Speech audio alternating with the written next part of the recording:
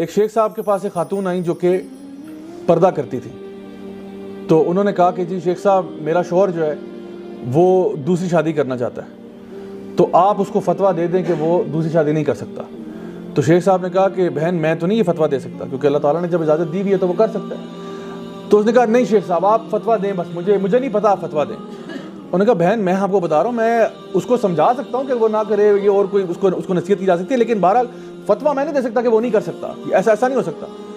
تو اس نے کہا شیخ صاحب میں آپ کو اپنی شکل دکھا نہیں سکتی، لیکن اگر آپ میری شکل دیکھ لیتے، آپ یہ کہتے کہ جو عورت اتنی خوبصورت ہے اس کے شوہر کے لیے لازم ہے کہ وہ دوسری شادی نہ کرے۔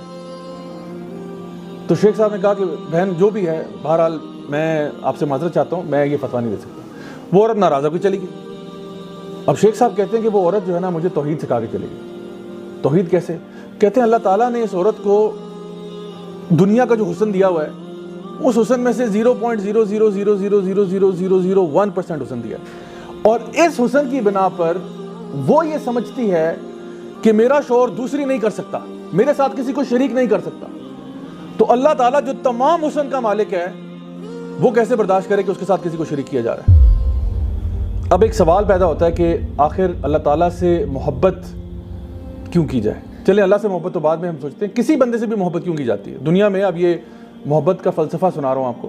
آپ جو بھی کوالٹی سوچ سکتے ہیں نا کسی بندے سے محبت کرنے کی، جان لیں کہ اللہ تعالیٰ میں وہ زیادہ ہے۔ اگر آپ کسی سے محبت اس لیے کرتے ہیں کہ وہ خوبصورت ہے تو ان اللہ جمیل و یحب الجمال، اللہ تعالیٰ خوبصورت ہے اور خوبصورت چیزوں کو پسند کرتا ہے، بلکہ اللہ تعالیٰ تو خوبصورتی کا پیدا کرنے والا ہے۔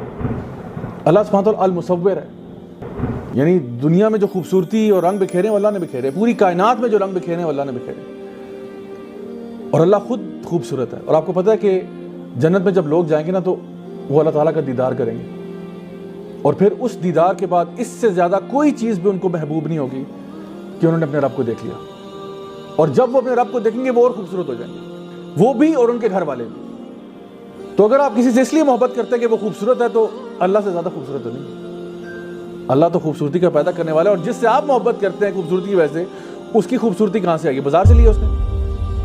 وہ اللہ کی طرف سے آئی۔ تو سوچے پھر اللہ خود کیسا ہوگا؟ اگر آپ کسی سے محبت اس لیے کرتے ہیں کہ بڑا کوئی نرم دل ہے، تو اللہ تو الرحمن ہے، الرحیم ہے، الغفور ہے، الغفار ہے، سب سے زیادہ رحم کرنے والا اللہ ہے۔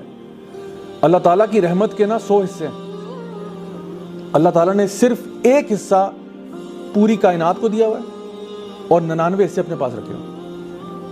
اگر ایک ماں اپنے بچے سے پیار کرتی ہے نا تو وہ اس 1% کا 0.0000001% ہوگا، کیونکہ 1% پوری کائنات میں بکھرا ہوا ہے۔ آپ کو اگر بلی کا بچہ دیکھ کے اس پہ ترس آتا ہے نا تو یہ اسی رحمت میں سے 1% ہے۔ تو پوری کائنات میں جو رحمت بکھری ہوئی ہے وہ صرف 1% ہے، باقی ساری اللہ نے اپنے پاس رکھی ہوئی ہے، اور وہ قیامت کے دن اللہ تعالیٰ جو ہے نا اپنے بندوں کو معاف کرنے کے لیے استعمال کرے گا۔ کمپیشن کی بات کرتے ہیں تو یہ کمپیشن اللہ کے پاس ہے، الرحمن ہے، الرحیم ہے۔ اگر آپ اس لیے محبت کرتے ہیں کہ جی اس کے پاس طاقت اور قوت بڑی زیادہ ہے، کسی کے پاس پاور اتھارٹی ہے، تو اللہ تعالیٰ سے زیادہ قوی تو کوئی بھی نہیں ہے۔ اللہ القوی ہے، اللہ تعالیٰ ہر چیز پر قادر ہے۔ ان اللہ علی کل شیء قدیر لا حول ولا قوت الا باللہ۔ اگر پاور اتھارٹی آپ کو پسند ہے تو اللہ سے زیادہ پاورفل کون ہے؟ اللہ سے زیادہ اتھارٹی والا کون ہے؟ اور اگر اس لیے کسی سے محبت کرتے ہیں کہ کسی کے پاس مال زیادہ ہے، تو دنیا اور زمین و آسمان کے تمام خزانے تو اللہ کے پاس ہیں۔ دینے والا اللہ، بنائے آپ کو اللہ، پوری کائنات کو ڈیزائن اللہ کرے، آپ کے پاس جو نعمت ہے وہ اللہ کی طرف سے ہے، اور پھر انسان اللہ کو چھوڑ کے غیر اللہ کی طرف چلا جائے، اللہ تعالیٰ کیسے برداشت کرے گا؟